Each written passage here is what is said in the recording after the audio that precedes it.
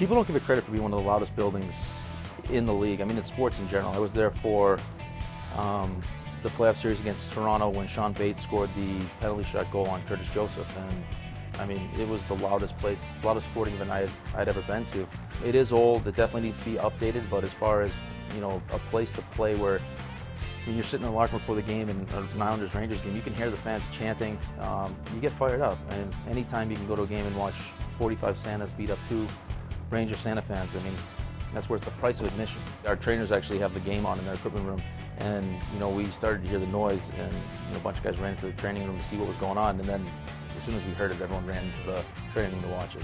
I mean, it's once in a lifetime stuff there. The best memory, I mean, obviously there's plenty of memories playing in the Coliseum, but I'll never forget after the season, we were sitting in the locker room after a game, just hanging out talking, and I mean, that's the best part about being in a hockey locker room. That's the thing I miss the most is, you know, before and after games, just the camaraderie with the guys. And I don't know how this came up, but someone said I couldn't make a full slip and slide through the entire hall of the Coliseum and make it from one end to the other. So of course, I took them up on their offer, and we shampooed it up, and I ran and slid down the hallway, and I did fortunately make it. I mean, I still got the scars to prove it, but that was a lot of fun.